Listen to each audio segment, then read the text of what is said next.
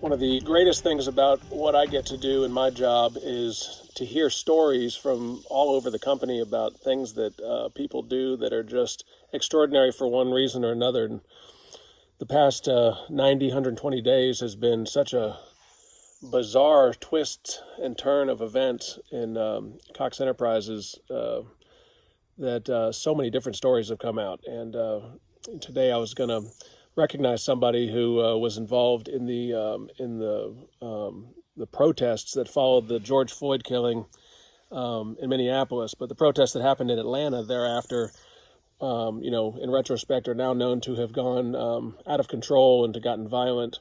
But people didn't know that when the protest was beginning. We had journalists down there, and one of them was a photojournalist named Alyssa, and she went down to the CNN Center where things began and was taking pictures, took some great pictures, some ones that were reproduced all over the country. So today we're going to give her a Governor Cox Award, and she doesn't know it. I'm just going to call her on a Microsoft Teams meeting and see how that goes. Hi, Alyssa. How are you doing? I'm good. How are you doing? I'm good, thank you. I just wanted to call you and to take a second to thank you for all the amazing work you did surrounding the protests and the violence that happened in Atlanta around the CNN Center and elsewhere. I was amazed to hear the story that you were actually detained by police and zip tied and sat on the ground and taken out of action for a certain amount of time. And I was wondering if you could share with us a little bit about what exactly happened. I was detained by a DNR officer, and my badge was on my chest. I told him who I was. He didn't care, and so we went through the whole ordeal of me putting my hands behind my back, getting zip tied, them putting my equipment around my neck and sitting me down. And I guess during the whole process, I was just frustrated because I felt like I did everything right, and no one was really paying attention to what I had to say. Wow. So you did have press credentials that were clearly visible at the time, right?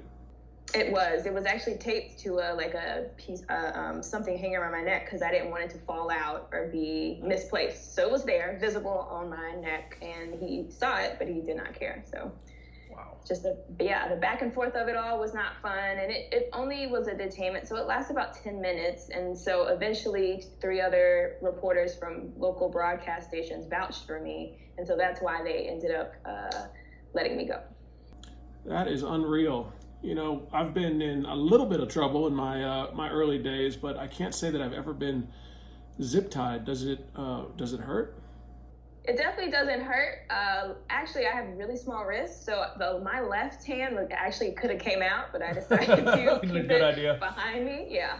It didn't hurt. It was just kind of more like, I guess, humiliating because I knew I was doing everything correctly and no one was listening to what I had to say. So. And am I right in understanding that some of your most, I don't want to say famous, but some of your most impactful photographs that were taken during the riots were taken after the point at which you were detained?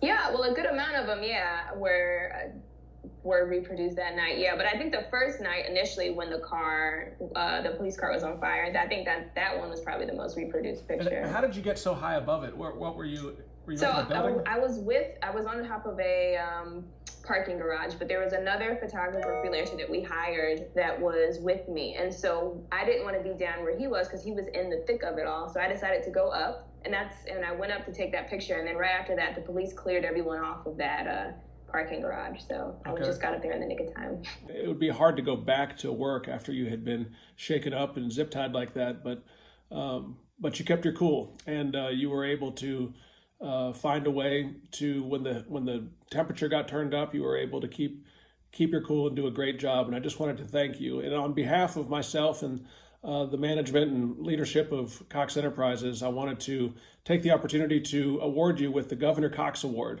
The Governor Cox Award is something that we give to people who show extraordinary creativity, passion, ability, innovation.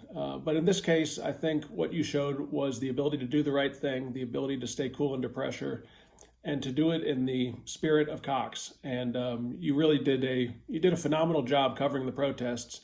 But more than anything, you went through an adverse circumstance, and you came out of it on top. And I want to thank you, and I want to say congratulations for winning the Governor James M. Cox Award. And he would appreciate you, and we all appreciate you very much. So thank you.